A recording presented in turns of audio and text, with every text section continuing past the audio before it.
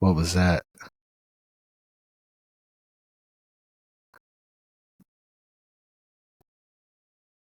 Hello, everyone. Welcome to the Maz and Sack cast.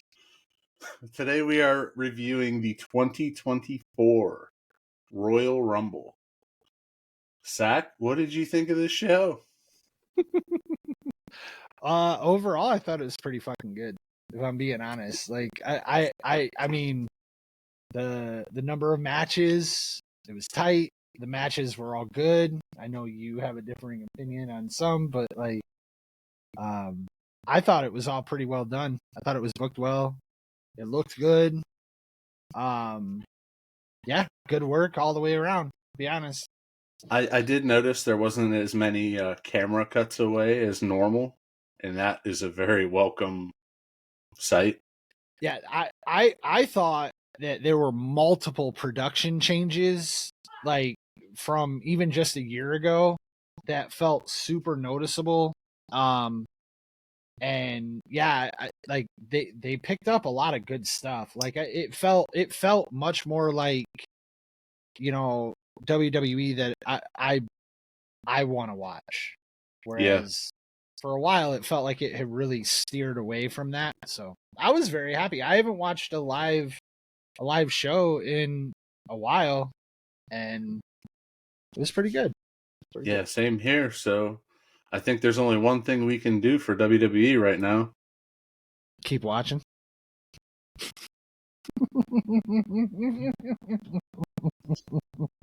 I mean, that's what I plan on doing, if I'm being honest. Yeah. Kudos to them, really. Yeah. Tremendous show. Yeah. All right. So the show kicked off with the Women's Royal Rumble. How do you want to start this? You want to go by entrance? Yeah, well, I mean, I'll start off and just say, having Natalia and Naomi like start, I thought was pretty cool. Like, I mean, yeah, you don't really think that either one of them are going to go the distance in this one, just because the way that the stories are set up and everything else. But you got two throwbacks, former champions out there doing their thing. I thought it was pretty great. Two total divas, as Mm-hmm. well as Naomi being a surprise, really, because she was in TNA until last week, I believe. Yeah, that was kind of wild. They had her, and then they had the Jordan Grace come out. Yeah, With Jordan her. Grace. Did she Yeah. have a belt with her? Was that for real? I believe it's the Knockouts Championship. Yeah. Wow. How about them knockouts? They all seem to be doing great these days. Kudos to them. Bravo. And they mentioned TNA on the They broadcast, so did. Yeah, they that was did. really cool. Yeah. But yeah, Well, and then, what are you gonna do? I mean, honestly, we're gonna go here. So you got those two coming in, and Bailey comes in, and I didn't. That wasn't how I saw it going down. To be honest, that's not how I saw it going down at all. And even when Liv came in last, I mean, we're skipping ahead. I apologize. We'll backtrack here, but yeah. like, you know how when you're watching the Rumble and you're just trying to pick up on like the momentum switches and what's the work, right? Like, what's the work? And Bailey's staying in there. I'm like, well, I mean, it's a good shoe to throw in with at that fuck it. You know what? Back up. I'm sorry. I'm sorry. We're gonna back up. I don't want to get into that yet. Jobber, TNA, Jobber. Asuka comes in. I don't know. She sure did. So yeah, I mean, she's Asuka, dude. Like, and she is, and it told a great story. It did, and I got to be honest. That's where I got my first not very happy. I thought Bianca coming in at 10 was I don't know. That was early for me. All right, well, let's go back a little bit because Candice LeRae came out at 4. She had 0 zero reaction. I felt Yeah, bad for her, to be honest. yeah. Um, Again, th- I felt bad. I felt bad for 4 through 6. yeah, Jordan Grace got a little bit of a something. I don't know what Mm-hmm. it was. Mm-hmm. Um, you know, it's TNA.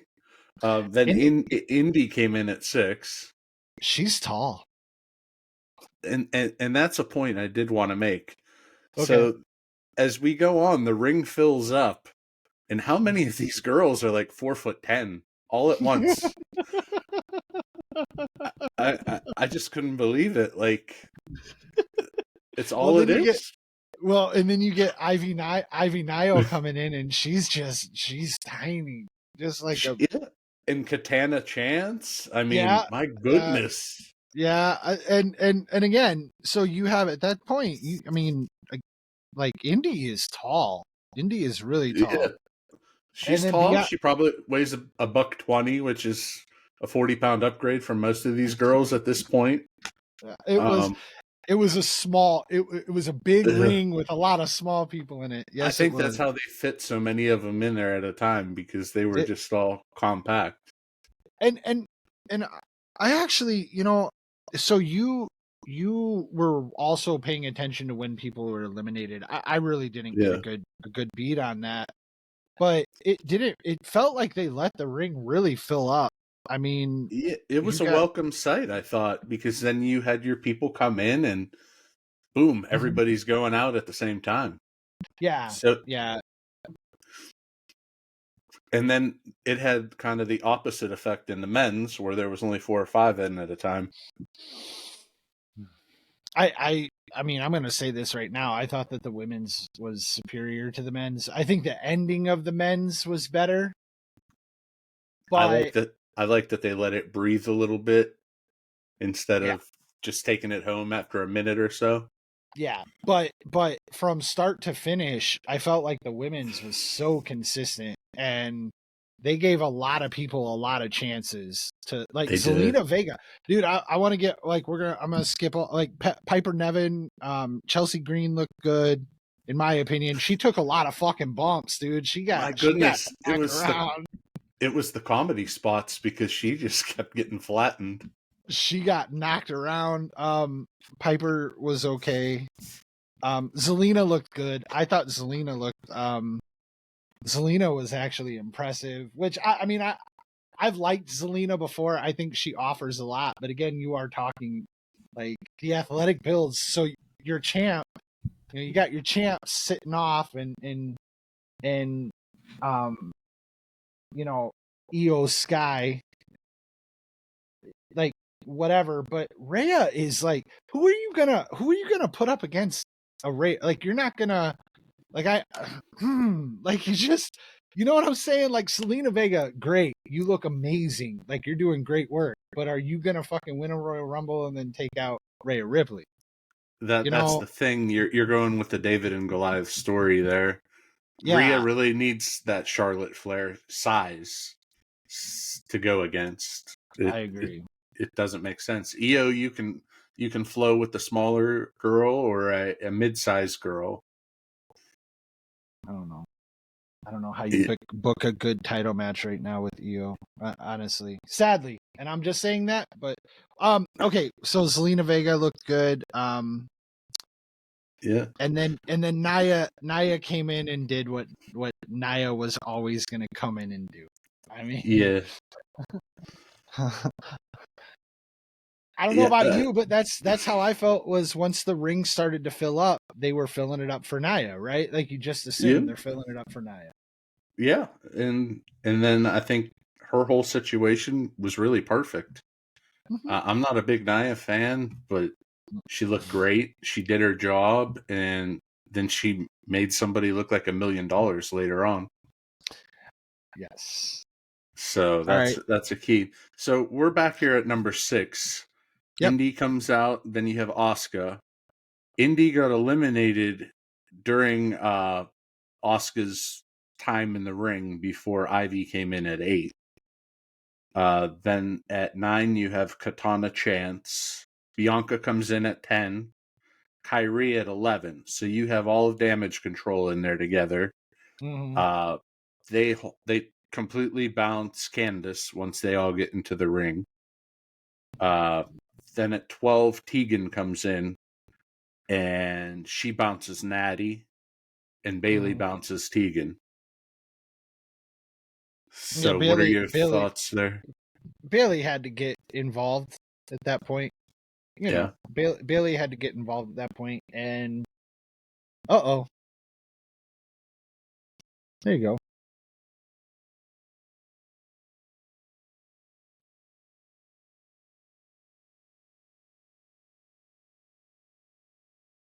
Are you there?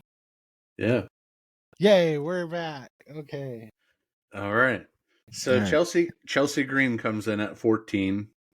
After she comes in, Jordan Grace gets eliminated by Bianca. Wait. Then Hold up. Chelsea at 14. PPEW. Oh, I know. I know why I put that PPEW. Practically perfect in every way.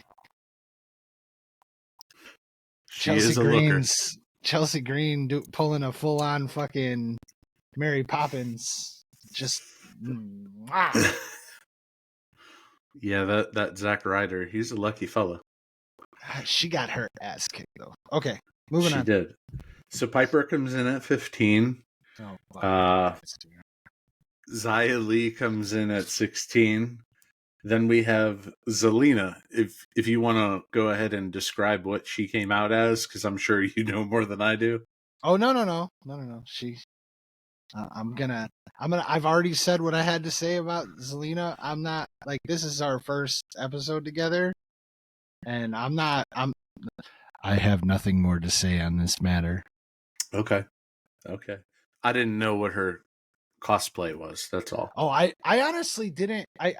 It could have been Mortal Kombat related. I'd have to look again. I just know that it was very well cut. Hey yo. All right. Then we have Maxine Dupree and Shoosh at 18. When Maxine comes out, Caden Carter gets eliminated by Piper Niven. And then we have My Hole herself, Nia Jackson at 19. She basically came in House of Fire and cleaned out Xia Li and Ivy Nile back to back. Then we got old Shotzi. And after Shotzi came in on her tank, Maxine got eliminated by Bailey. Nia cleaned out Piper. Nia cleaned out Katana. And then at 21, what do we got, Seth? Mom pants. AKA the man. Becky. Dude, no. Okay, hold on. I got to go back a second, just real quick, because I got to say this about Shotzi.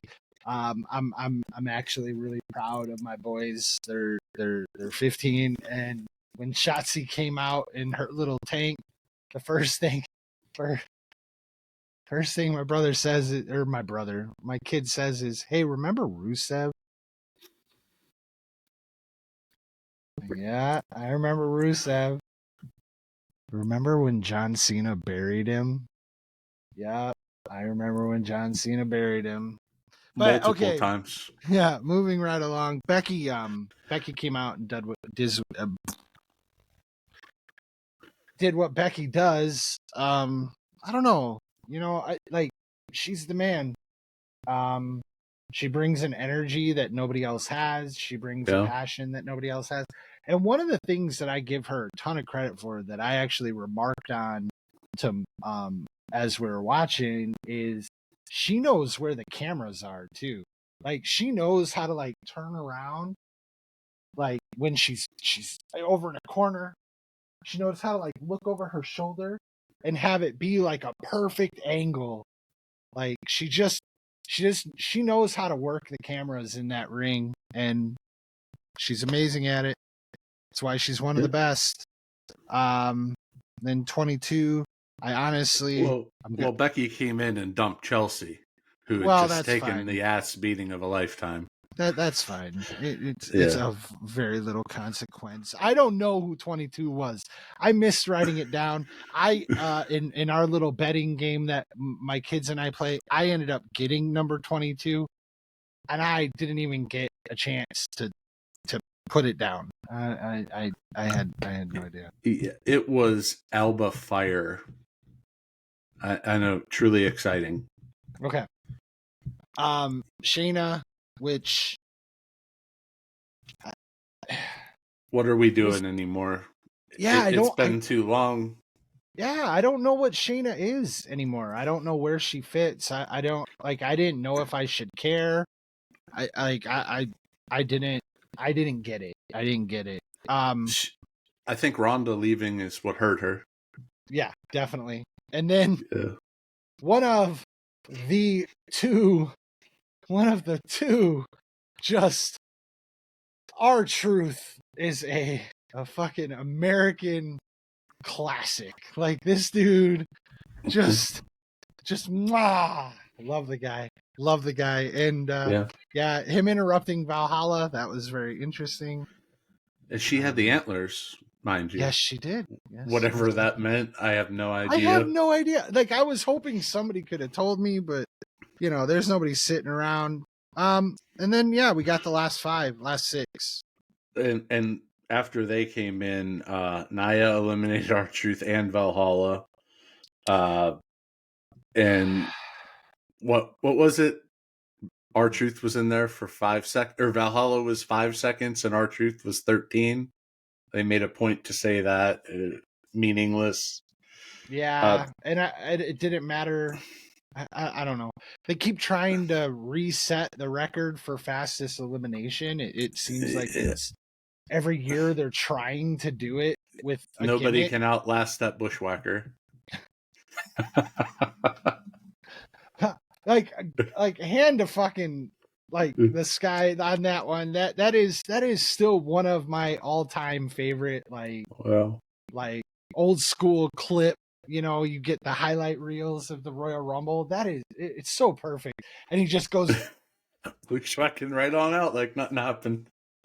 Dude, I still do that shit sometimes. There are cameras in our office, so like when I walk in the front door, the camera's all the way at the end of the hallway, so you can see me walk in. Well, anyone, but my buddy is one of the guys that watches one of the cameras. So when I come in there, I walk in the first thing. As soon as I walk in the door, I'm like, the whole way down the hallway. Sometimes when I come in my house late at night, I sneak in like the Repo Man. There you go. Oh, just sneaking back and forth. The gimmicks that never die. Oh, dude! Every once in a while, I pull out. Never mind. Anyway, let's keep going. Yeah, Mia Yim at 25. And then we had Zoe come in. She had a nice little, something from the crowd when she came in. A lot of these girls didn't get any reaction, which was kind of sad. Yeah, the crowd wasn't like dead though. No, maybe it's the acoustics of the baseball field. Yeah, and I felt like there wasn't a lot of individual love, but there's a lot of depth here, I guess is the way to say it. Like, I don't want to count anybody out or talk shit, but they're very low on the surprise. There are no legends outside of maybe the first, Natalia, if you qualify that, which I really don't. No, she's more of an ambassador, but it was nice not seeing Trish and Lita this year. I agree they've been completely. Shoved down your throat every year. And that's the thing. I have no problem with it. I love it. But for crowd work, it's like I felt that the crowd supported the match 100% of the time. Like, I didn't feel like there was really any. But yeah, you're dealing with a lot of NXT talent, a lot of developmental talent. And then, again, you get Shayna all the way down at 23, and it's like, and what did you have left? Like, really, honestly, I know we're not skipping, but Jade coming in at 28 was like, I thought that Superstar. was it. Like, I thought that was it. I honestly thought it was her and Bianca, and she was gonna take out Bianca and fucking just shove that flag right in the ground, right? And maybe they need to give her some more time. I don't know. I'm not gonna pretend to know that shit. And then what do we have? Tiffany. 27, you had Roxanne Oh Perez. yeah, Roxanne Perez. Yeah, which is a nice little bump up for yeah. a girl that's going to be. But Jade really came off as a fucking superstar here. Yeah, I agree. I agree. Just from the entrance, the people blew, and they know she's there, so that's what's even more special. Yeah, and I'm just gonna, like, she looks unbeatable. Like, just to look at her, like, she has a look, that's for damn sure. Wee. And then I got Tiffany came in, and best trunks. Tiffany had the best trunks all night. Oh, she also ripped her pantyhose right when she came in. Oh, I didn't see that. And yeah, it was right on her thigh. Can I just say? Liv Morgan. Feel free. I fucking love you. Number 30, best in the fucking world, Liv Morgan coming through. I was so happy. And, like, you should have heard my kids, dude. My boys are like, well, that's the worst number 30 ever. She doesn't have a shot. I'm like, bullshit. I'm like, they're going to bring her back hot. Because she's marketable. She and she can perform too. I'm not, like, there's no shirking that. But again, you got fucking the EST. Now you got Jade in there. You still got Nia.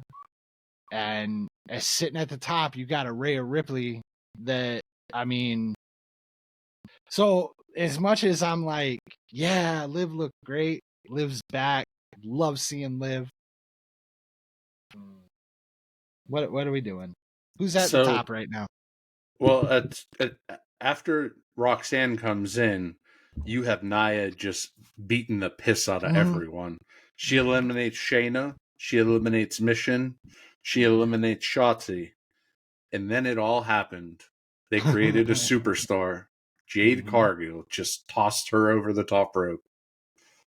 So dude, then she was. Did you see? She was elbow deep. Yeah, her arm almost got swallowed. I'm like, poor Nia Jax. I don't know who I feel worse for, Jade or Nia. Like, just bad. You have to get leverage any way you can in the Royal Rumble, you know?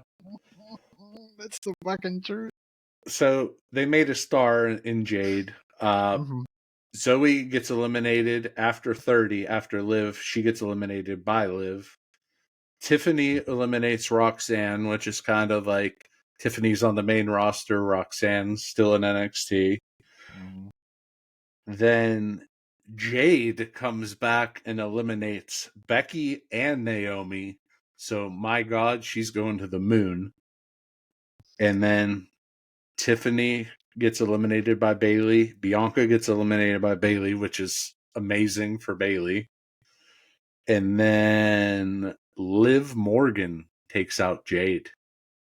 Yeah. And, I mean, I love Liv Morgan. I love Liv. And then about 8 seconds later, Bayley takes Liv out, and Bayley gets the point to the sign. And honestly, I didn't have any. Bayley wasn't on my prediction sheet. Like, her run has been weird lately, and her alliances are weird lately, and Well, I think mean, they're going with the whole damage control story. They've been to be pushing honest, her out. she doesn't look she doesn't look healthy like she's looked in the past. Like she just looks like maybe there's something going on. So I didn't think like they were gonna push her. I didn't think I never would have predicted that she was gonna win going into the show at all. I think it leads. I think it leads to a face turn. Okay. Damage control becomes heels, and then you go back to selling Bailey Bears, the little side ponytail, and the tube men. Do you really think they can ever go back to that? Because I'm not Uh, buying it. I'm not buying it. I don't think they can, but it needs to happen. So what did you give? What did you give? What was your score? Because this is the most ridiculous thing you've ever heard.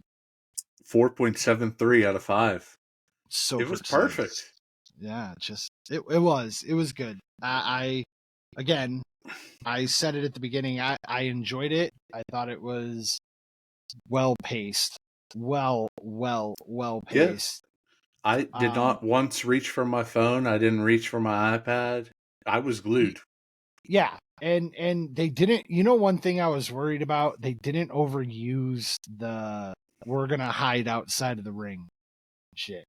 Because once they started allowing that, it became something that I find so Ridiculous. yeah. But they kind of seemed to limit it, and it was like you would kind of notice that someone who was off camera for a while or wasn't really doing much, you'd be like, wait a minute, like where like Chelsea Green is a great example. I thought Chelsea had been eliminated before she had, because like I cannot remember who it was that got tossed out like near her or on top of her, and I was like, oh my god, they both got, I wasn't really, I had looked away for like a second, but Chelsea wasn't out, and that gets weird with me. The men's match had some of it in there too, which was annoying. But all in all, well, they threw Chelsea out, and she was landed on Piper. Okay, you is that what remember happened? that? Okay, Yeah. well, again, I kind of Yeah. but I'm gonna say this. I think it was the best women's Royal Rumble that they've had, I agree. like since they started doing them. I think it was the best overall Royal Rumble. I still don't necessarily know how I feel about Bailey being the winner. Probably would have tapped, Jade in that situation right off the bat. Maybe they felt they didn't need to. I don't know. I probably would have, but I think you got to see her in a couple matches to build her up a little bit. yeah, I get it. I think Bailey goes for EO is the thing, and I don't know who they have to go for Rhea. I'm guessing it would be Bianca. I hope not. Yeah, I don't know where else they would go.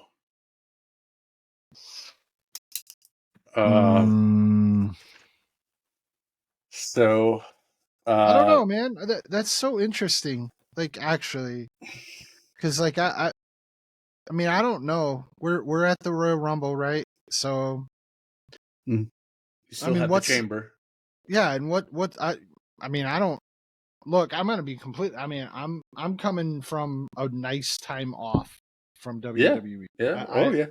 I haven't been watching regularly, so I'm not caught up. But after years and years and years and years and years, I'm very familiar with the characters and very familiar with the tropes. But like, it feels kind of unpredictable right now. I mean, obviously, I think Cody winning. Spoiler. Okay, so what do we got next? So that match went 1 hour and 3 minutes and 3 seconds. Okay. Silly me, before we jump into the Women's Royal Rumble, the show opened with Hulk Hogan talking about Tampa St. Pete, how important it is to him as he's lived there for years. he talked about winning Royal Rumbles. It was a very odd choice to open the Royal Rumble with that, being as though the culture is the way it is right now. And I have to imagine that it's an attempt to babyface him a little bit because he just saved someone's life. yeah. Yeah. And probably to bring, I mean, honestly, if we're gonna be honest about this without getting too much in depth, just to brush over it a little bit, no details, not getting into anything, but the image restoration process has to be taking place at the same time, right? Like you can't wait for this shit to be over to try and pick up the pieces. Hogan is somebody that has had issues, right? But when you go into this public sector the way he had, bound to happen. Forgiveness is always welcome, especially for people that have been through the reality TV bullshit, because everyone who watches it even knows how bad it is. Like, nobody watches it thinking it's good for the people. Right. It's They're completely in a healthy place. scripted. Yeah. Yes, exactly. Okay, so with all that said, I think if you're going to keep the history clean, at least a little clean, you have to have some attachment to the history still healthy. Okay? That's yeah. Another point maybe is you have 40 years of Hulkamania that hit this week, and they have the video game dropping where it's Legends of WrestleMania or whatever, and he's a big part of that. Yeah, so it all probably comes together. Yeah, for all you know, the only reason they had him record that is because he was in the studio doing something for the video game, and they were like, "Hey, just come fucking do this real quick. Let's give us some filler." Yeah. Who knows? So after that whole thing, they announced we have 70 days till WrestleMania, so 10 weeks. And then the music hit, and Pat McAfee comes out, and he's going to join the announce team. We're going all the way back to this. I mean, I forgot to cover it at the beginning. Good job. I was kind of after it didn't get covered, I was kind of waiting to the end because Pat McAfee. He actually lives in a town I used to live in, the next town over. So that was your first hour and say 10 minutes of this program. Then we go right into the four-way, which kind of surprised me. Randy enters, AJ enters. Then they place the Slim Jim ad, which kind of, after you heard it all on the internet, I mean, maybe it's just to go back at the sheets here a little bit. Maybe, I don't know. I don't know. But I'm gonna say this. Because I want you to talk about the match the way you want to talk about it. But I'm gonna say what I wrote down. I wrote down 2 notes on this. Okay, 3 notes. I'm lying. 3 notes. 1, just based on the entrances, Roman has gotten much better at appearing like he doesn't give a fuck about anybody. That he is exactly what he says he is.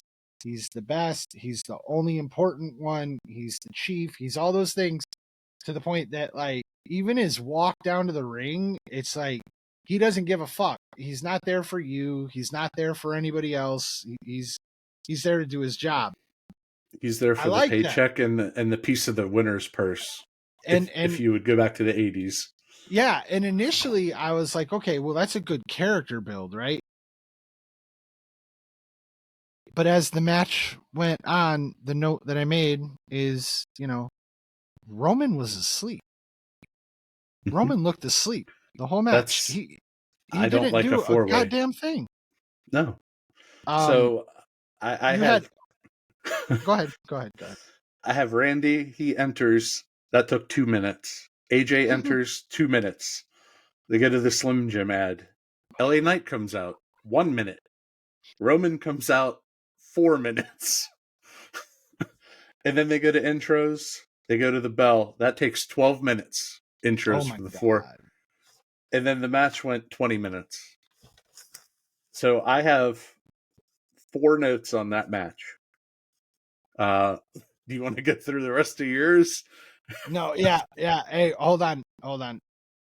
Can you pause it? Like, is there a way for you to pause? I can probably stop again, Okay, and then and then we is can it gonna edit make it. it different? Okay. We're gonna have to try that.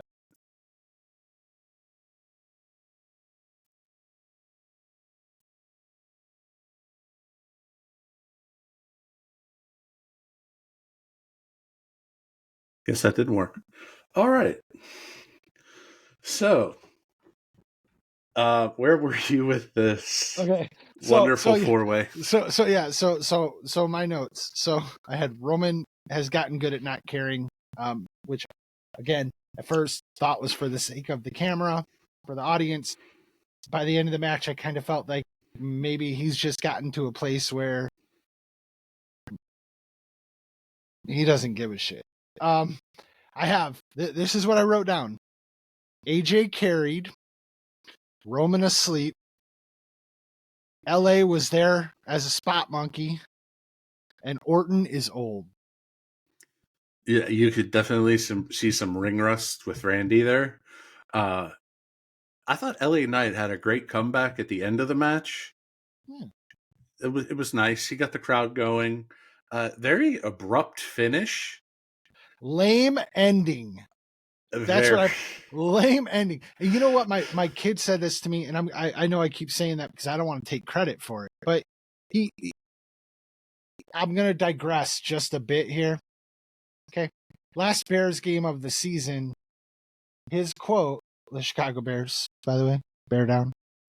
The boy says to me, well, they disappointed exactly how they normally do, right? Like they lived up to expectations by being disappointing. Okay.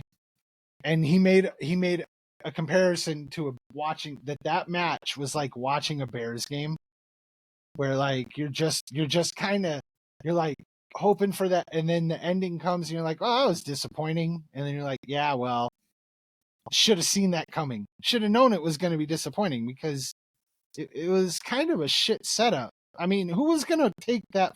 Like I was sitting there like, oh, Roman's going to drop, blah, but who the fuck in that match was he going to drop to? And yeah, I love AJ Styles, I love Randy Orton, LA Knight, you know, it's okay. I hope that he continues to prove himself and grow and everything else. That's fine. I have no problem with the dude getting pushed. But no one was going to take that off of fucking Roman tonight. And it No, showed because they he all didn't. had job face on. Oh my God, dude. So And at the very end, that's exactly what it looked like, too. That didn't is it? exactly like it was like, oh, which one of us gets to fucking just job the fuck out? Yeah, I have 4 notes on this match. Okay. I have Bell at 9:40, Mm-hmm. 9:53 Solo interferes, 9:56 Solo puts himself through the boards, 9:57 first false finish AJ with the phenomenal forearm onto the pile, which was a cool spot. Actually, I thought it was a great spot. I loved it. Yeah, yeah, and And then Randy being the one to kick out from the bottom. it was great. That Well was the done. only thing that was really good Well about this done. match. Yeah. Then we had a little LA comeback, and Mm-hmm. then Roman spears AJ, and it's over. Over. Just flatter than a plate of piss. Over. And it feels so like called in, like just phoned in 100%, like, hey, do your thing. In the end, Roman's gonna get up and spear one of you, and we're gonna call it like it's over. And There, so lame. there was no. It was just flat. The crowd didn't even care. No. I gave it a 3.89 out of Okay. 5. They had a couple cool spots, but Mhm. there was just nothing to be invested in. AJ looked good, which is still, I'm going to be honest, it's a little surprising at this point. Like, Yeah. AJ shouldn't still look as good as AJ looks. And his timing was perfect. Oh my God, dude. And especially when you see, and this is no, like, look, I'm just a dude. I'm just a mediocre white guy. All right. Fucking, but you have Randy looking old. And Randy's one of my all-time favorites. I think that Randy Orton is one of the more underappreciated WWE superstars of all time, in my opinion. Might be the greatest power slam of all time. Oh my It God. is so fucking smooth. Oh my God. And tonight, still, like, I think that dude will be able to do RKOs and make them look good until the day he dies. Like, he might not be able to move around a ring. He might be in a wheelchair, and he could still fucking RKO someone, and they wouldn't see it coming, because, like, his movement is so fucking just, oh, beautiful. But he was a little gimpy. His knee, I don't know if his knee is, but okay. So this is what I was going to get at. So you have clearly Randy has aged. We'll get to this in a little bit, but I don't know if Punk was just acting really well, or yeah. Again, we'll get there. But with a few other things that I'm just gonna roll over. But AJ being able to do what AJ does at that level still is, to me, it's a testament to how much he takes care of himself, how good he actually is. And I mean, look, I liked it to get to see AJ and fucking Randy and yeah, Roman too. I mean, I hate the guy. I've always hated him. I've never liked him, and I never have enjoyed his matches. I think Seth Rollins is way better than him. If Seth isn't hurt right now, you kind of want to see AJ and Seth, don't you? I've always, like, 100%, 100%, 100%. Uh, But AJ doesn't get that love. AJ is, AJ's a guy that they're going to use to make people. What did they do? Okay, so getting on to the next thing, right? Like, KO gets put in front of fucking Logan Paul, and it felt like a make and match to me. Go away. So this match, Yeah, you and I disagree on this. I respect the hell out of Logan Paul. Okay, I don't. I love KO. I do. No, I mean Logan Paul can do everything, which is Yeah. crazy for as much experience. Athletically, My goodness. like, yeah. 10-10 KO's music hits just out of nowhere. They were at commercial and just boom right into the mat. So you have a cold open. Yep. There's no build. Logan comes in 1 minute later to the absolute lamest music I have ever heard in WWE. Am I wrong? No, it was pretty fucking lame. Like, you're gonna build this guy to a superstar and you give him that shit? Yeah. Oh. Okay. Okay. Okay, so then the bell goes on at 10:13, I believe it was. So 13 minutes of absolute nothing for me. Then KO kicks out of the KO punch, which is very strange that that's a thing. Mm-hmm. And then some fucking guy named Jeff comes out, doesn't do anything. The referees, he's okay. That Jeff. The interference was not good. What the? Who the fuck is Jeff? I don't know, but did you have to watch a YouTube show to figure out? What did Cole say? He called him a something moron or something. Like, just called him a moron, and I'm just like, yeah, okay, but he's still just randomly standing there. And then our heel announcer Corey Graves is like, "Oh, I'm gonna deep throat Jeff. Jeff is the coolest fucking guy ever.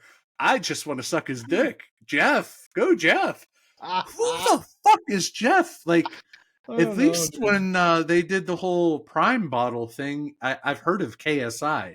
I don't know fucking Jeff.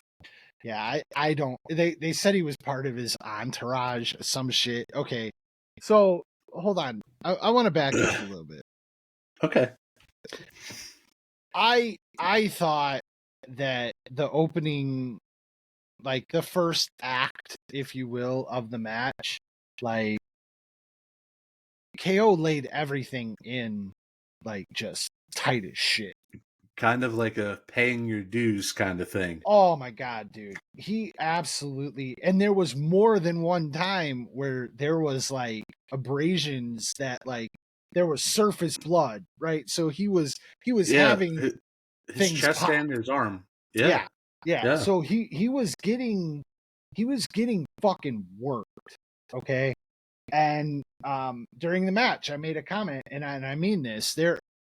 Like there are certain wrestlers and certain wrestling moves that no matter what you know or you think you know about professional wrestling, I personally say I would never want to experience that. And two of those moves are from Kevin Owens. When he fucking does the rolling fucking Santon fucking back on your I would never want to fucking deal with that. And then when he does the barrel roll in when your head is sitting there in the fucking turnbuckle, never, never, ever, ever.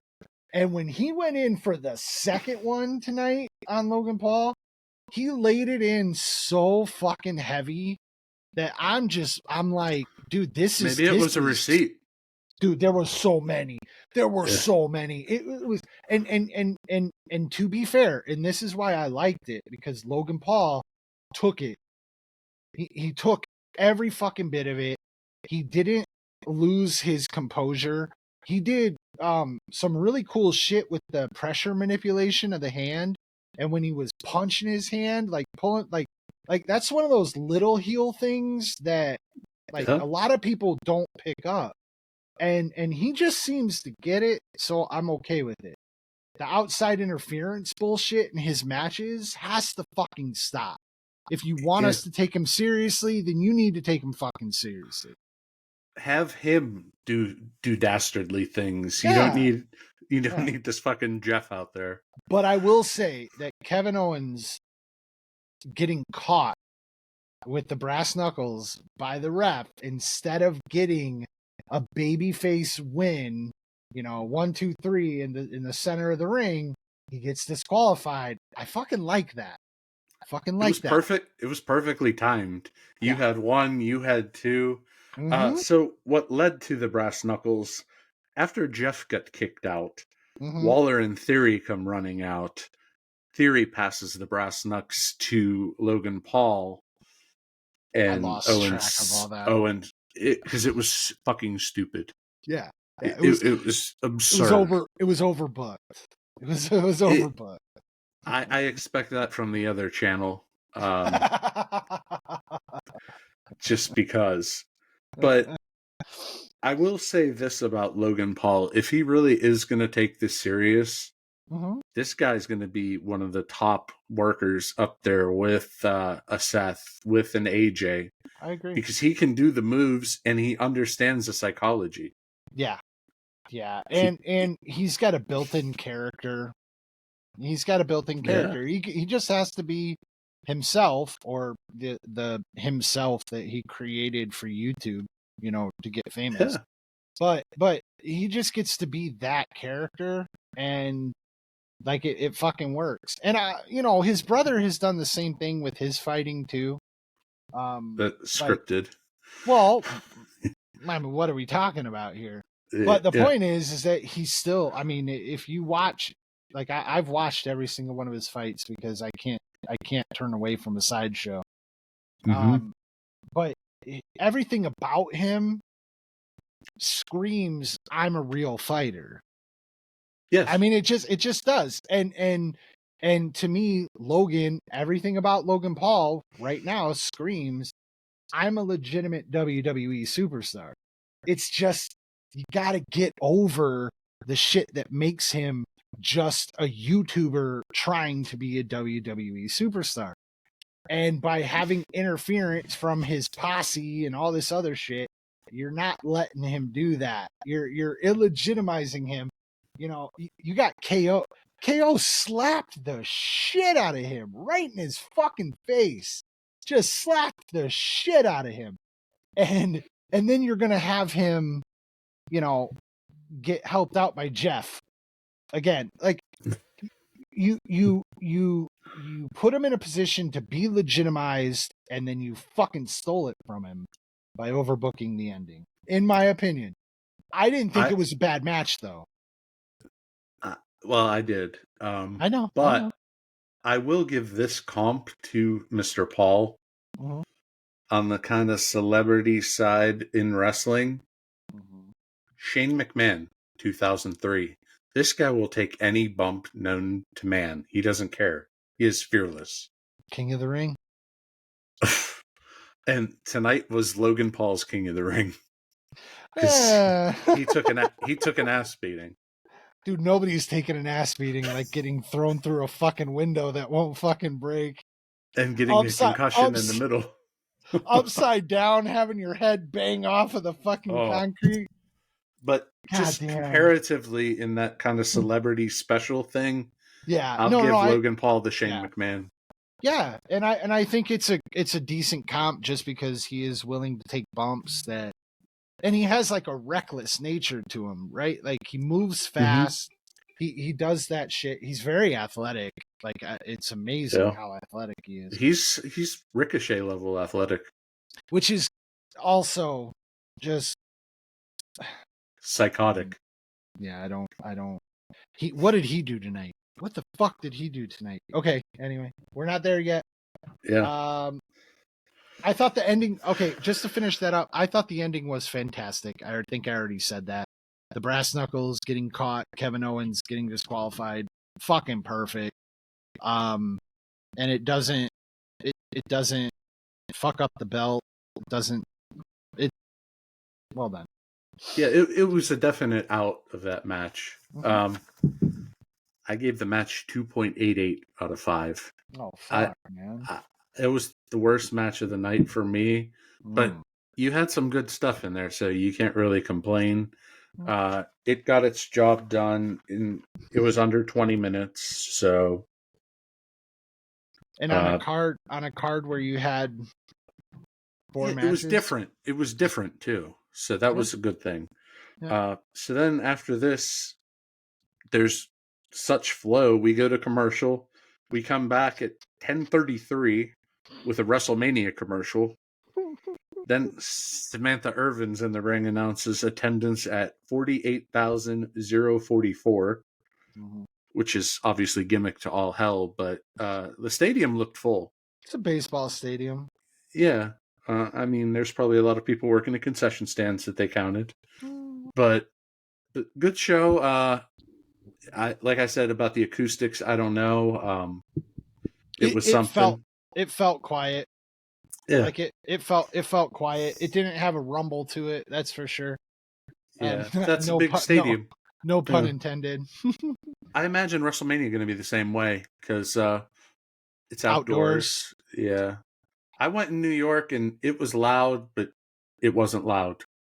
You know, it was probably loud to you. You know, it's probably loud in the stadium. It probably feels fucking great, but you know, it just depends on.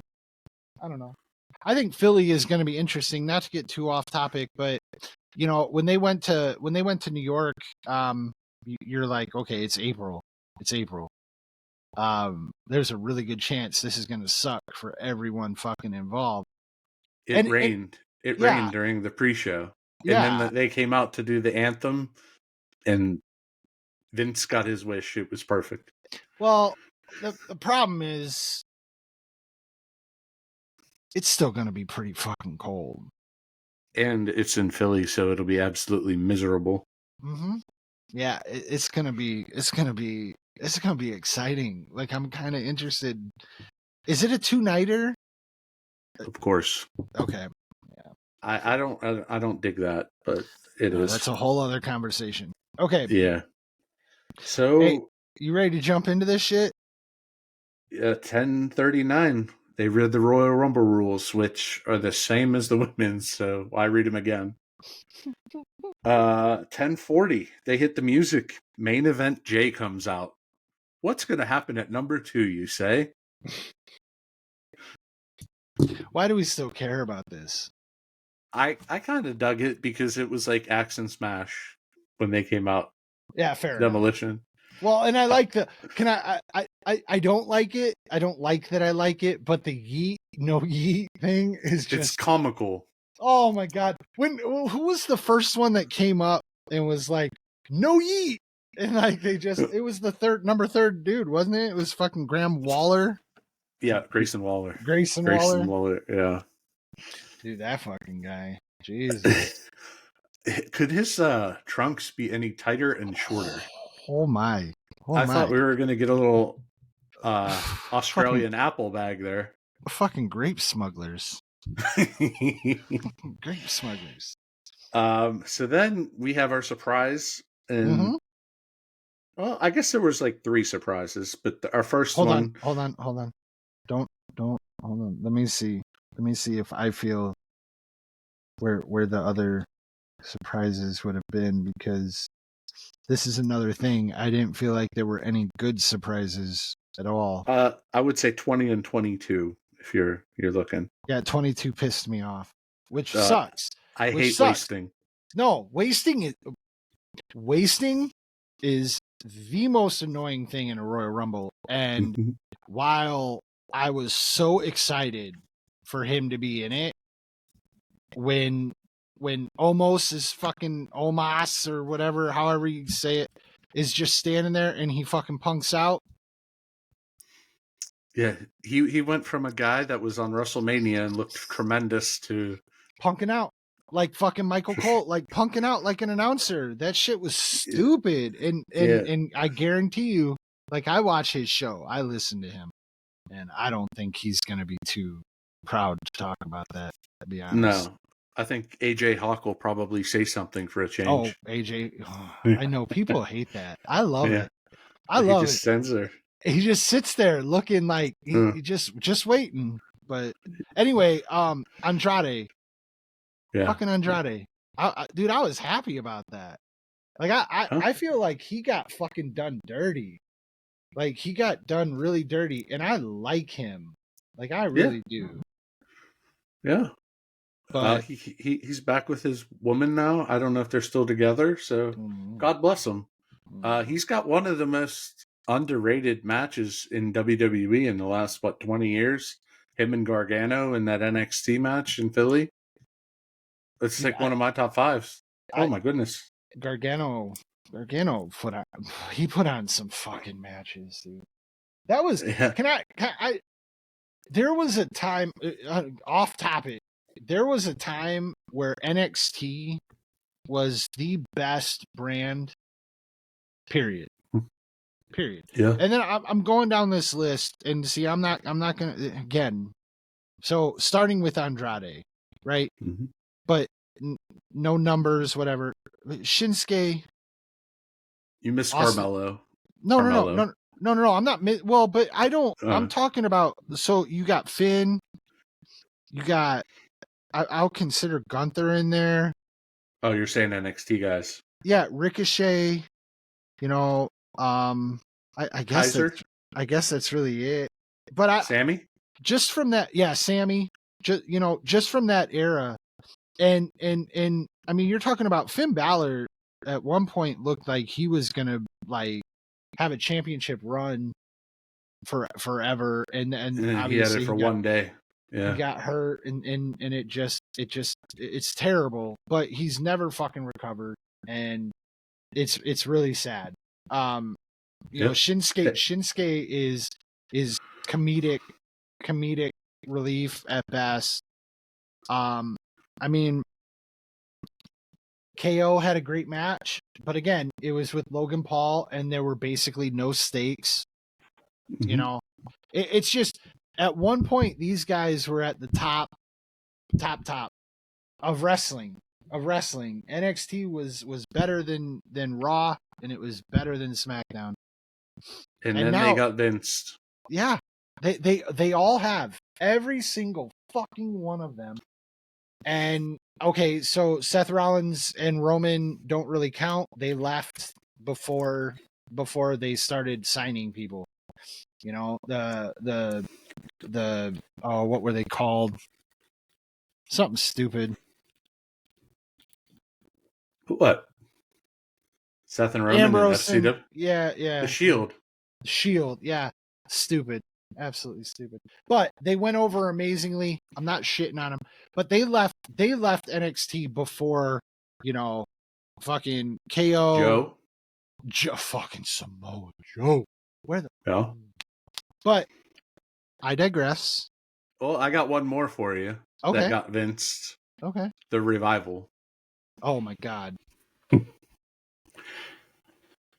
Again, and Ivar came down tonight. Saw Ivar fucking looking good. Ivar looks good.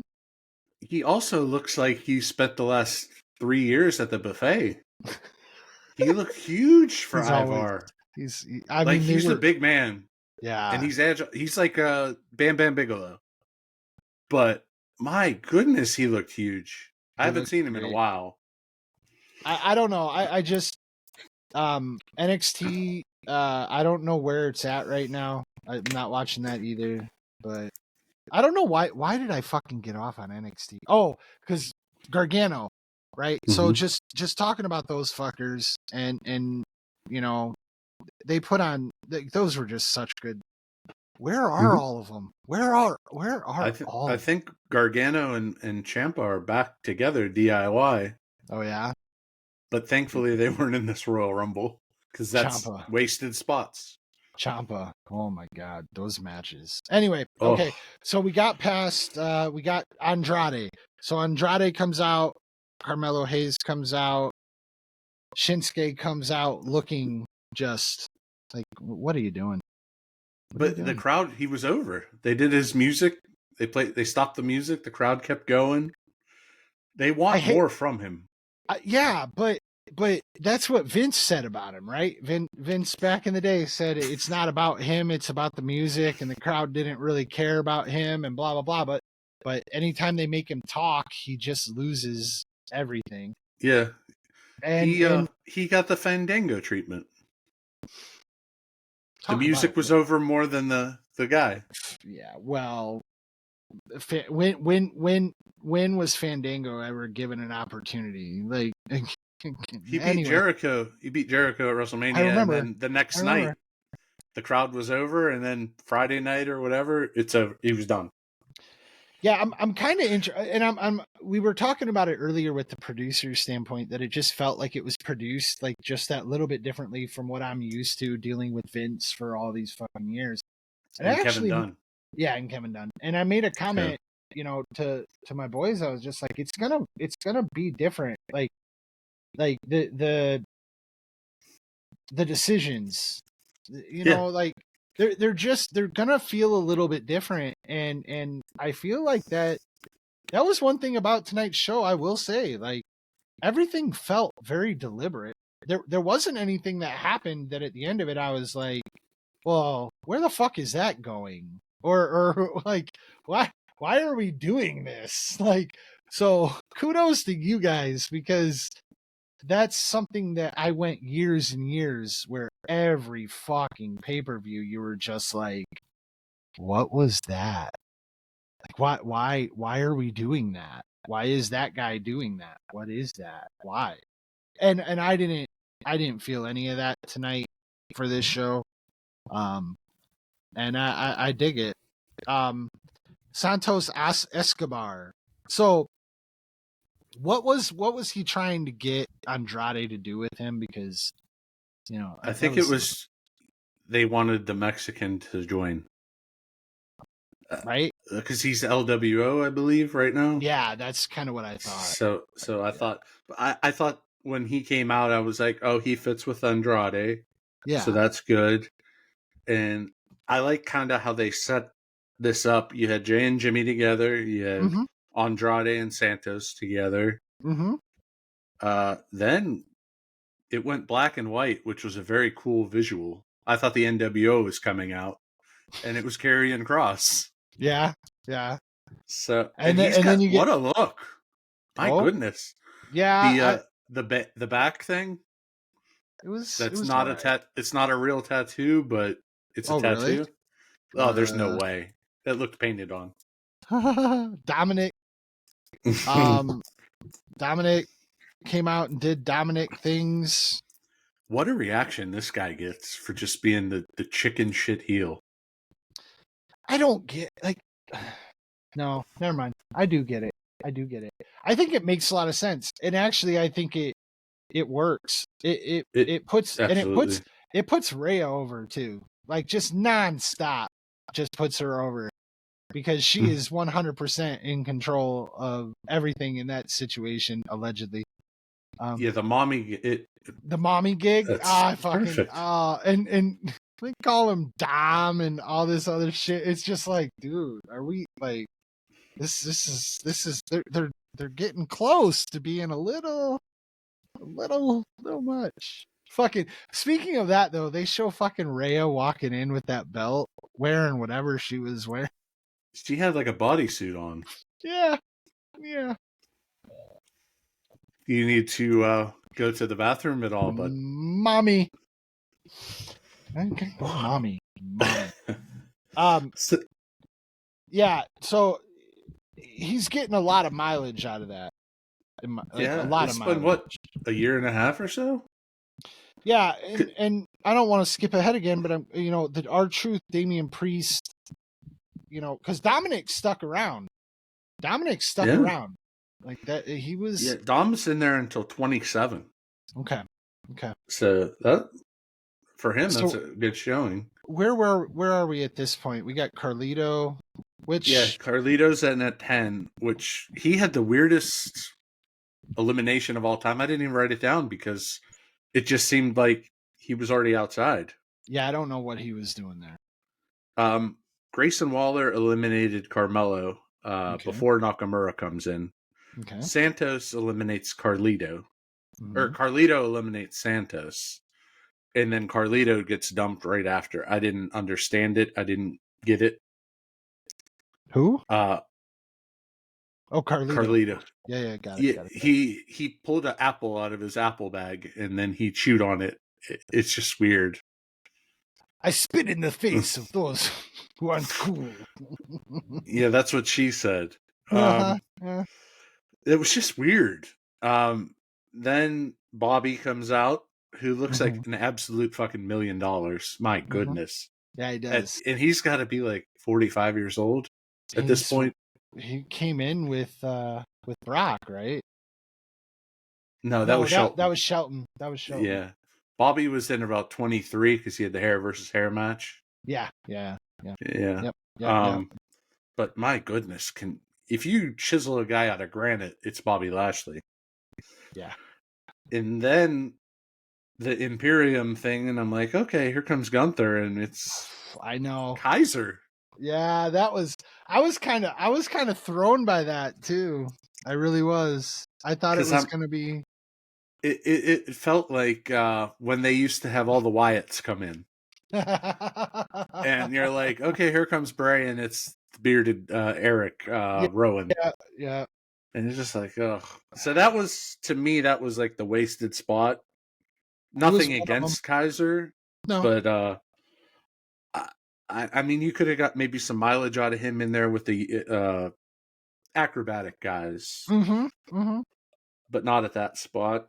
Then you have Theory, and then you have Bobby eliminates Cross.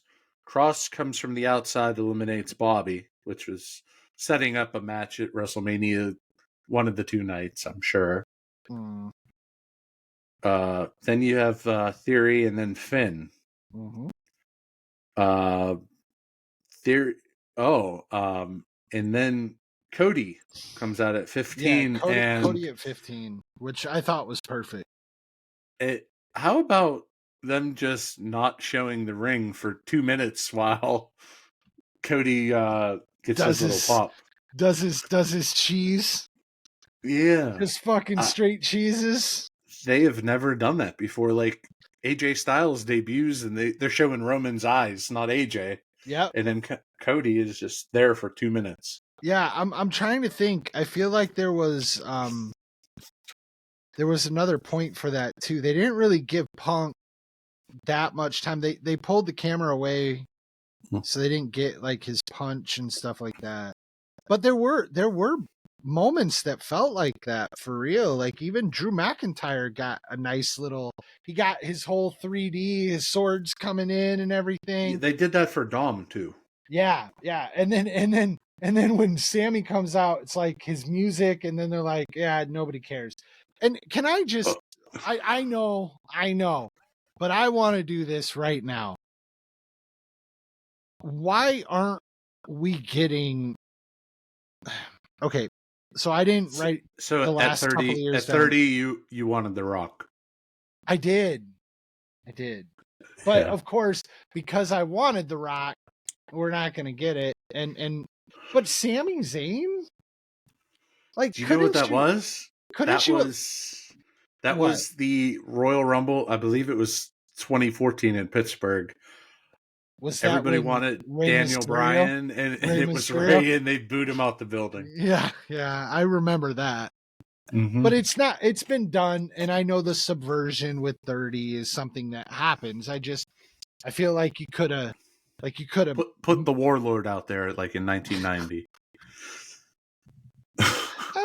I mean, you could have moved. I don't know. Put Drew at 30. Maybe not. Flip him. Yeah. I guess. I don't know. But Drew, like, so hold on. We got to go back. So where were we? Mm-hmm. So Cody comes 15. In. Yeah. Cody. So Cody comes in, gets a huge. Obviously, gets the superstar treatment. Yeah, 100%. Bronson Reed. Well, Cody came right in and threw Theory right the fuck out too. Yeah, I didn't.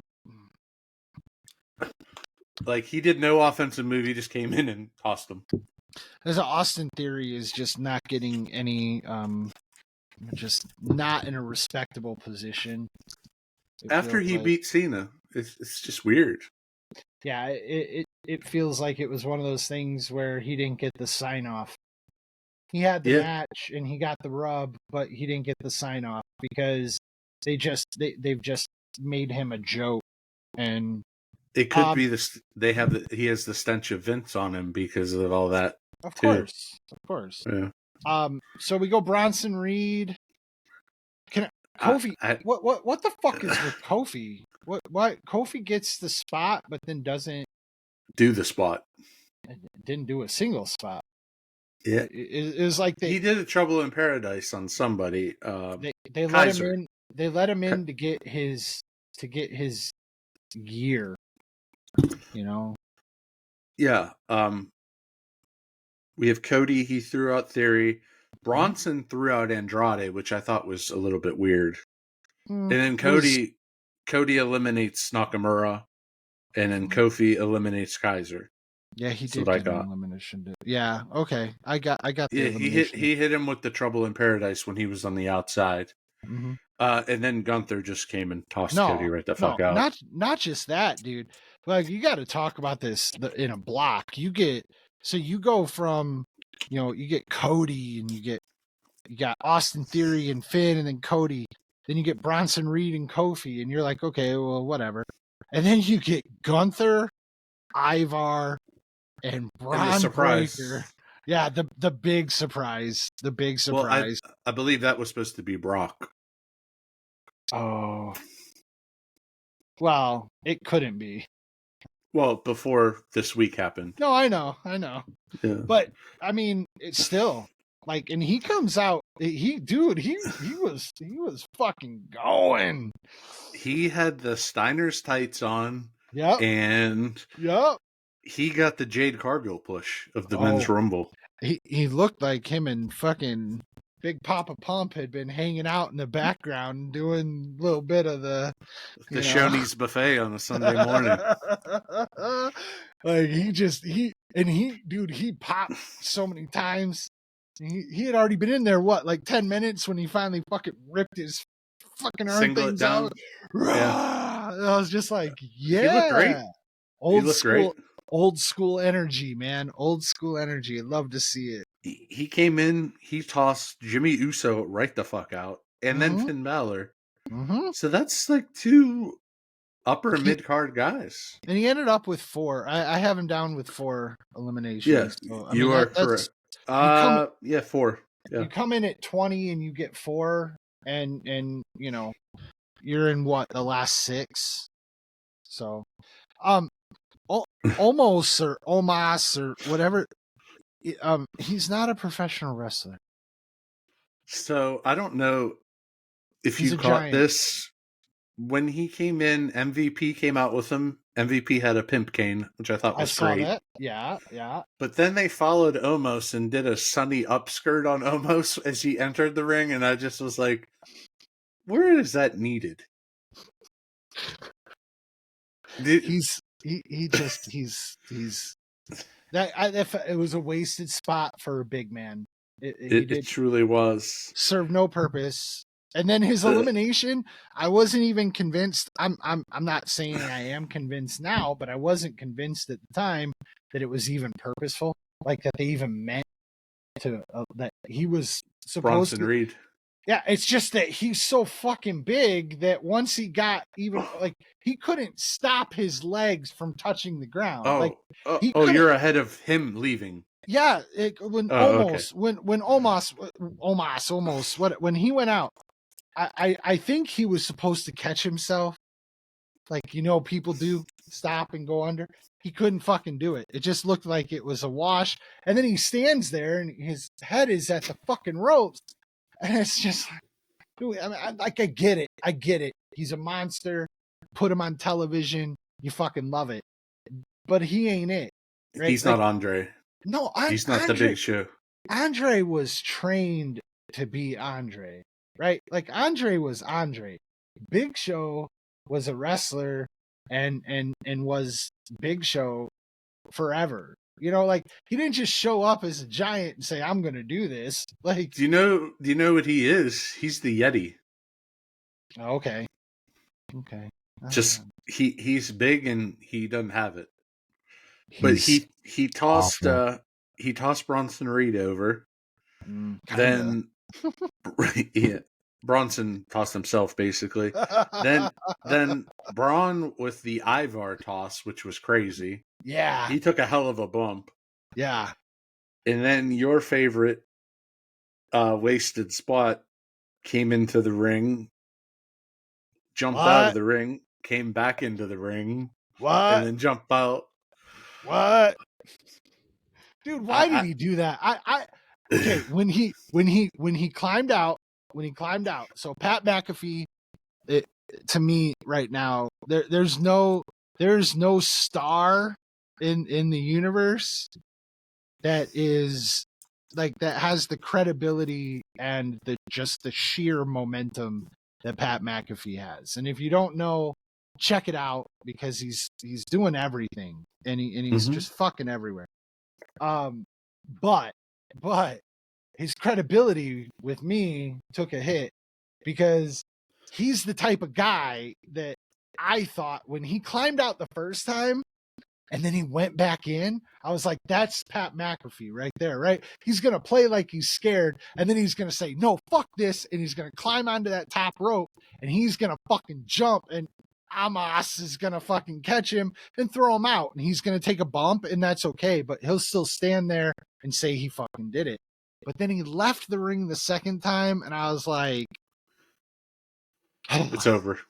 Yep. Well, let's set the table here. No. Everybody is down in the ring, and Braun and Omos are staring at McAfee as he walks in and just laughing. Yeah, and there is that.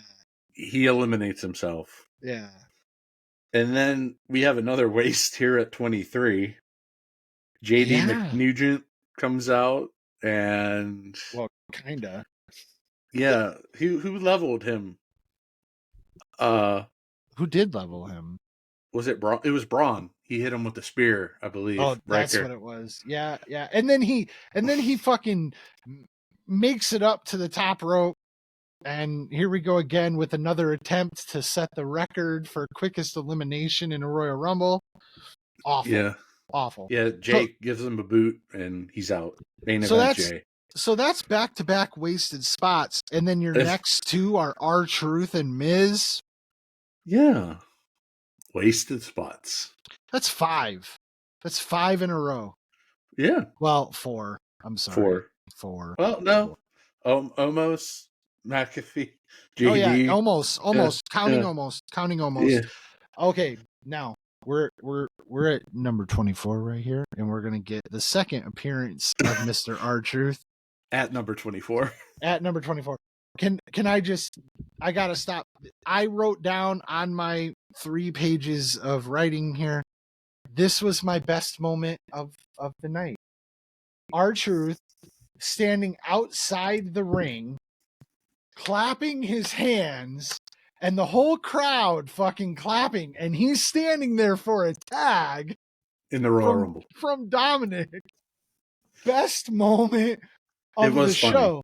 And then when Dominic sells out for the dive tag, like just he looked like Ricky Morton right there. Yeah, dude, he fucking whoa. And I'm just like, yes, like that's a good. You commit to a funny bit, you commit to a moment, and R-Truth is still making fucking magic. Twice The tonight. thing is that spot right there, although it's comedy, that is the perfect hot tag in 2024. 100%. And it was part of the story too. I mean, the whole shit with him and Judgment Day has been going on for a while. And I mean, Damian Priest fucking levels him, right? Damian Priest takes him out after that. And it's funny because clearly Dominic doesn't know whether or not he doesn't have a fucking clue what he's doing. But I mean, as a character, by the way, like the fact that he plays along with R-Truth, but they're not supposed to like him, and he doesn't, storytelling. And Mr. R-Truth, he knows what's up.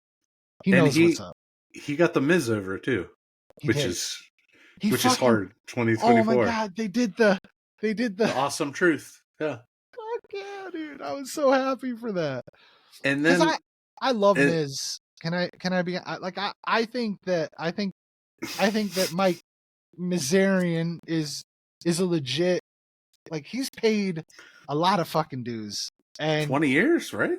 Dude, and he has main evented WrestleMania. Like it might not be the best WrestleMania of all time. I'm going to give you a controversial take here, and Okay. this goes out to Uncle Dave Meltzer. Okay. The Miz has outdrawn Kenny Omega in one night.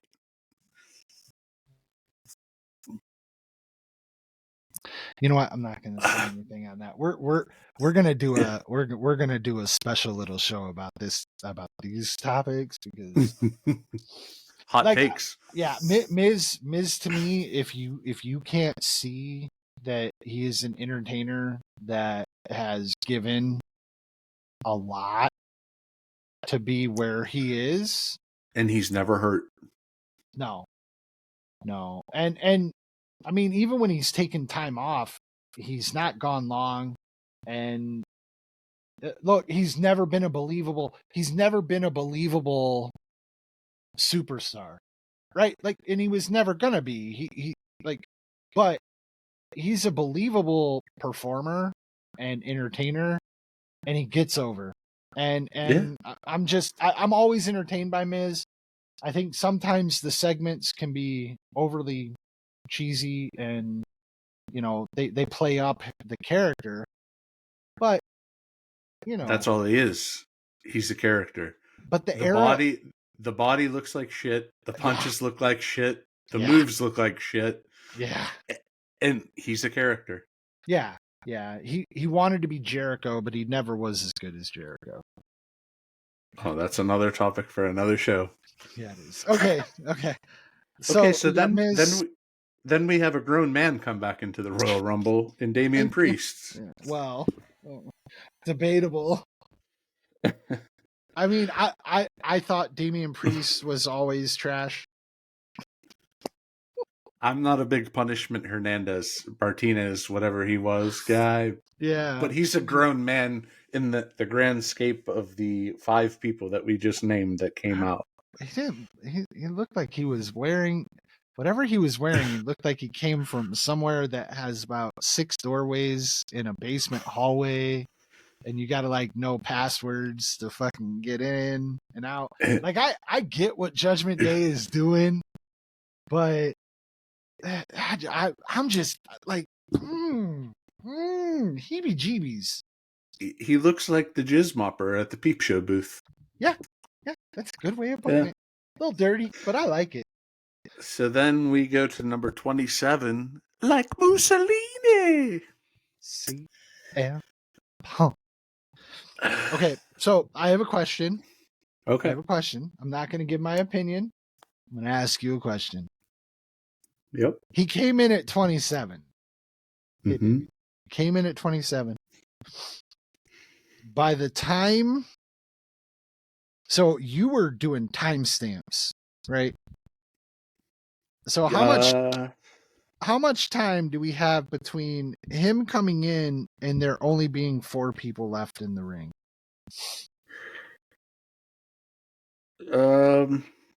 So he comes in still in t-shirt, eliminates Dominic.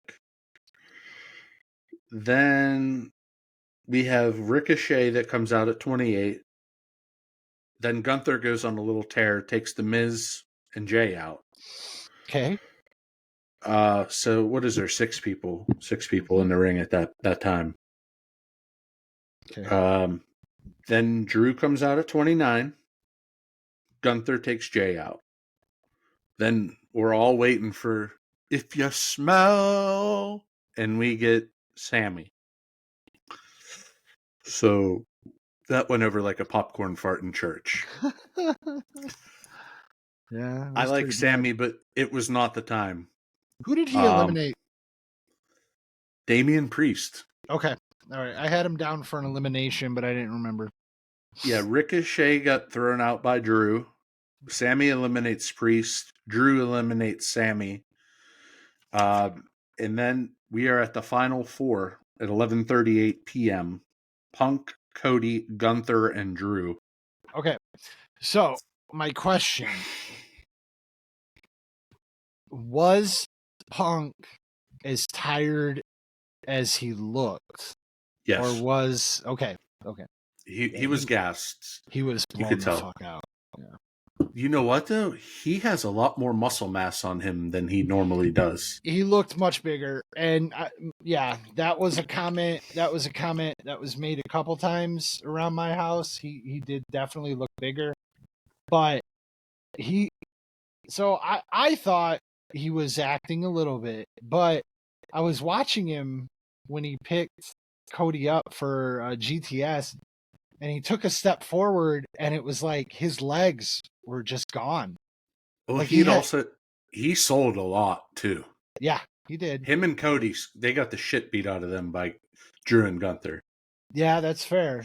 They did, and that was fun. Like, but to watch. They let this breathe. They let the final 4 breathe. Yeah. It wasn't over in the typical minute 30. Well, and to be fair, I mean, as much as Cody was a favorite, whatever you want to call it, I mean, I don't know. Like, I feel like most people felt that Cody.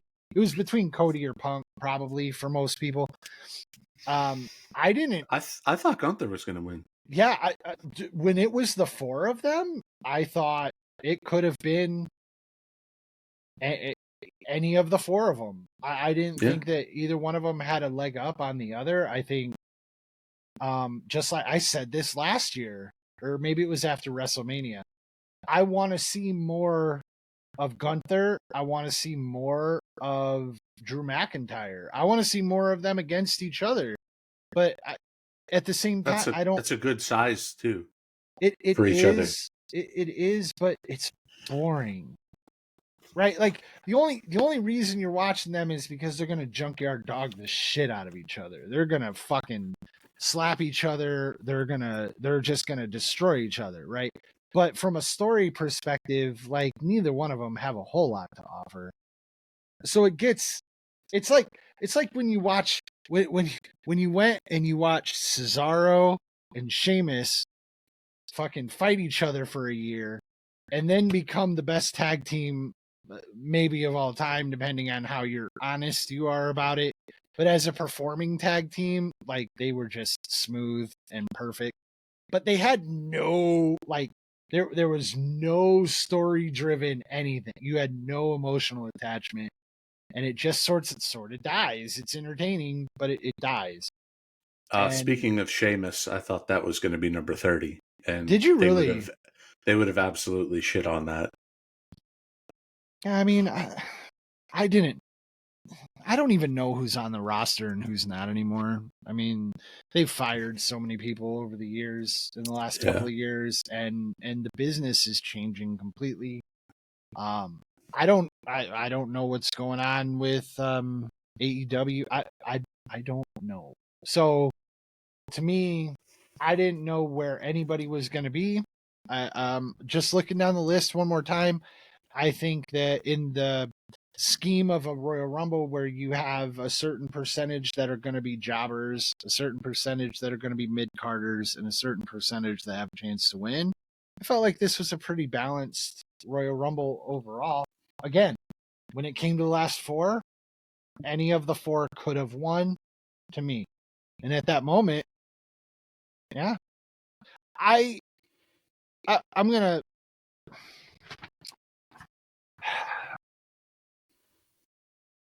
I don't understand Jimmy and Jay, other than they don't have any other way to keep pushing that story. I Roman has to. This is my summation for the night. Roman has to fucking drop. It has to drop. It has to drop.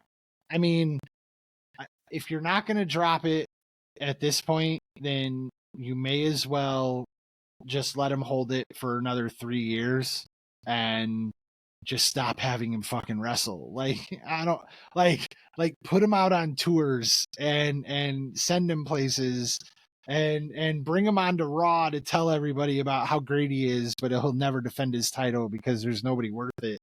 And have fucking tournaments to bring up a fucking a guy who can fend for it and then have him squash him. I make him into fucking Hercules. I don't care. But if you're gonna do a fatal 4-way and then act like this motherfucker can just get up from getting his ass kicked by all three of them, do one fucking move and walk out with his belt, I don't want to see it. I don't want to see it. Like, I watched the whole show. I have a lot of things to say about the whole show, but that's where I am with that. That's what I took from the entire night is I was sick of Roman Reigns when I left and when I stopped watching. I come back, I'm still fucking sick of Roman Reigns. And I gave him compliments. When I wrote things down, I was like, okay, I'm going to go back into this fresh. I'm going to give him a chance.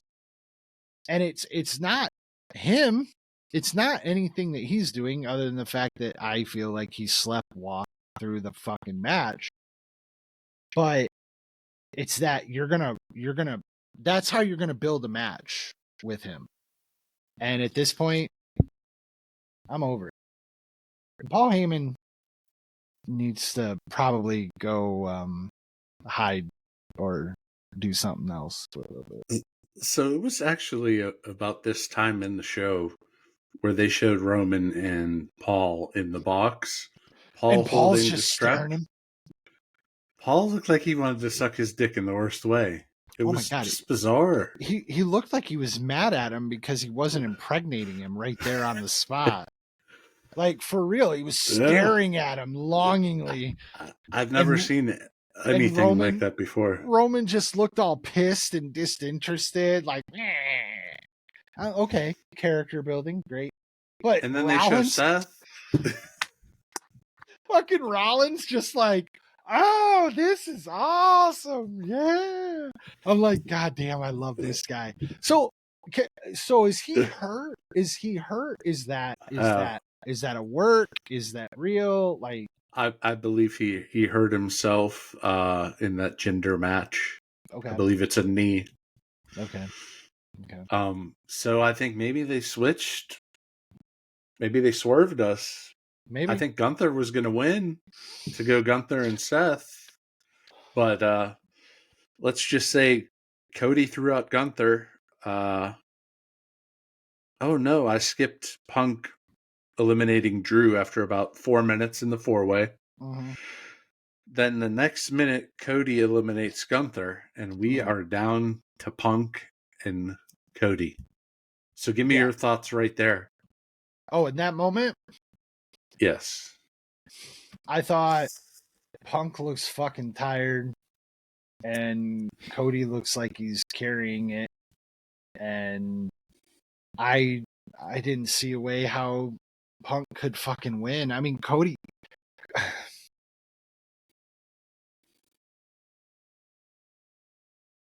I'm a fan of this fucking thing, and I know you are, and I know we've talked about it for years and whatever, but like Cody could be like fucking Ted DiBiase, you know, like Cody could be gone. Cody could be doing nothing. Cody could have walked away. Cody got shit on. Cody got one of the worst fucking gimmicks I've ever fucking seen in professional wrestling. And somehow it's still iconic. It's an iconic character. It's something that people that watched through that era like totally fucking understand, laugh at, and looking at Cody now, you're just like, holy fuck. But he to see him look the way he looks and perform the way he's performing today, like it, as funny as this is to say, because I've always loved CM Punk and I was so excited to have him back. Cody definitely looked better tonight. Cody looked like a guy who deserved the spot. He looked like a guy who deserves the spot. And yeah, he earned it. He looked good doing it too. He looked good. It's wild. He asked for his release. Mm-hmm. He gambled on himself. Mm-hmm. I thought that they should have pulled the trigger on Cody when he was dashing Cody and he was in the Money in the Bank. Mm-hmm. And who did they put it on Sandow, didn't they? The Money in the Bank. This is years before even Stardust. I thought that they should have pulled it on that. Okay. They didn't, and then they fucked him over. And he leaves. He starts AEW. He leaves that because of stuff we'll talk about in another episode. Mm-hmm. And my goodness, this guy comes back. And he's the biggest babyface. Like, he is 2020 Hulk Hogan in the 80s. And he doesn't have to do anything. He doesn't have to pretend. He doesn't have to be fucking Cena and wear, you know, and do all. He doesn't have to pretend. He just goes out there and is the legacy that he is. Like it's remarkable, and it's all based on his fucking work. Like his work rate. The I don't know that there's a better worker in the business right now, honestly. Like he's in Punk needed some fucking help. He gave it to him. I hate to say that shit, but he really did. And he did. Yeah, no. And yeah, Cody, I hope he goes after fucking Roman. Like Well, I know that's yeah. but I hope he does. I oh my god, my cat's tail is right in my camera. I didn't like the way he lost, Last year. I hope he fucking goes and takes it from him. But I just there's still not to, but there's still the Rock is still going to do something. Yeah. And he made a fucking play on, you know, being at the head of the seat, The table. chairs, fucking flowers around my neck, fucking Lahaina. I don't fucking know. These guys are all fucking like they make it so fucking fuck them all. Yeah, I don't like Roman, man. And I don't like the Usos. I've never fucking liked the Usos either.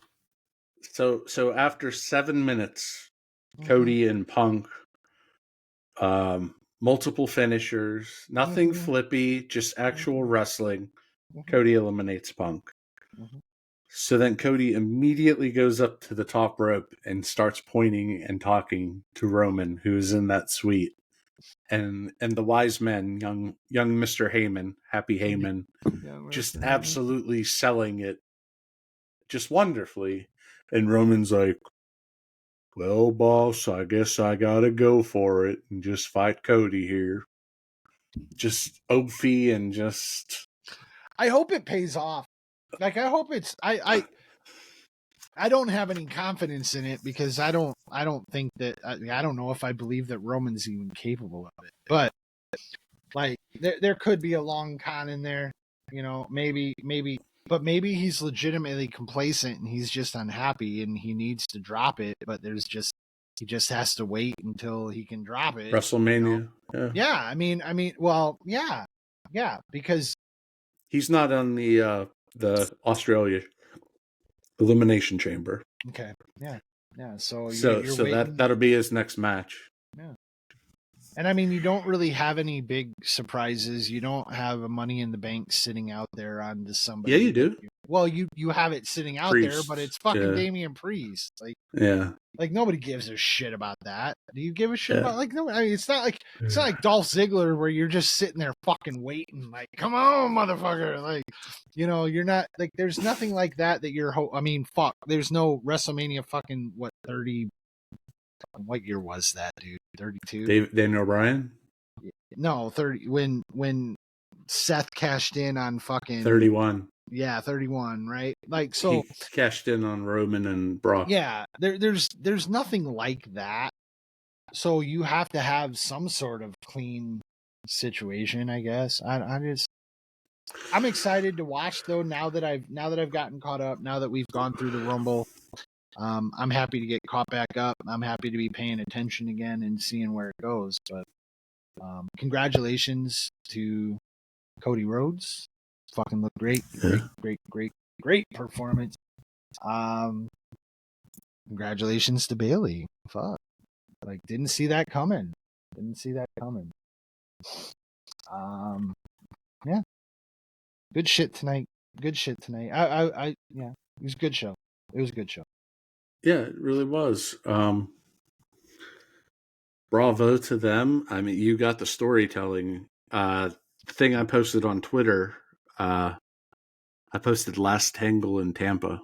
That was Dusty's thing, and there it is with Cody. I gave the men's Rumble a 4.73 to match the women's Rumble at 4.73. Just the women's was better start to finish, but that finish of that Rumble, it was it. I think I would have felt better about the ending of the men's Rumble if Punk didn't look like he was fucking half in the bag. And again, I can only hold that against him. I can't, you can't hold that against Cody. You can't hold it against, maybe you can hold it against Drew. Maybe fucking Drew just fucked him up a little too much. He might have got his bell rung in there. There was a moment early on and it kind of fucked with my head a little bit because he really wasn't in there that long. But it looked like he grabbed his elbow after he took something. He took a bump. I can't remember what it was, but he shouldn't have been grabbing at his elbow because he was like a lower body hit or something. But he was kind of grabbing at his elbow, and he went off into the far right corner, and one of the refs came over to him and they were talking under the turnbuckle, and he was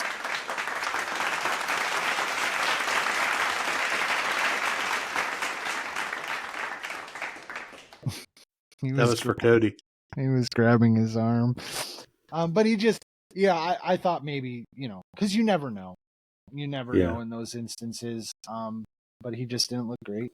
And No, he didn't. Cody did. Cody looked great. Bailey, what a star. My notes, I have Cody went 44 minutes in the Rumble. Okay. So, that's good. Yeah. He came in at 15. Yeah. Let's see. Anything I missed? I just want to see if there's anything I missed real quick. Yeah. I only wrote a few things down. If I haven't said it yet, Liv Morgan, please call me. Bring a joint. I don't know about all that. Anyway, what do you got? I got a heck of a first episode here. We're going to be back with a Super Bowl preview. We have an NFL coach that's going to join us. Just crazy on episode 2. I only have one thing really to say. Stay golden, phony boy. Love.